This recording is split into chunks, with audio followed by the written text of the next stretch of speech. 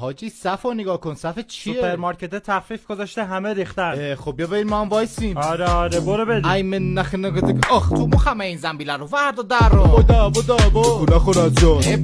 باشه شوخی کردم توی صف من چیزی بزنم جلو عمدن. آره جون احمد باید حتما یاد بگیری که بشی سرگم مرشب بگی برگرد تو بزنی جلو رسما من رفتم. آره اون جوگ مادا جز کدوغ شیا نور چشمیا خرید پنیرالی ما داشتی بهت میاد. بادم جون رو قنچک مامان جون گفتن که بابام هم که سیگاریه با اون اولویت.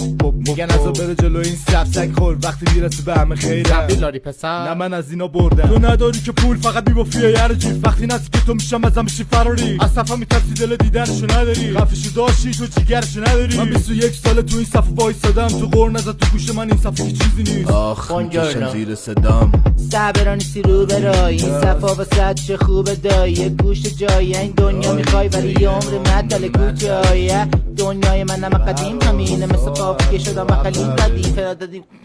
نخم بیا من نمیدونستم تو بطری بخونم ریورب میشه. بیا بریم بابا این صف دیوونه خونه است. بریم خونه اسلام مارکت هر چی خواستیم سفارش میدیم. آره دیگه به نظرم دیگه صف سوپرمارکت منطقی نبود. صبر کن استاد یه نفر بیشتر فاصلمون نیست.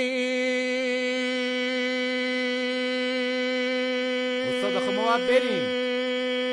استاد ما باید بریم استاد دیرمون شده. چه تب و تابی باز تو صفامه. نفس بگیر استاد نفس بگیر.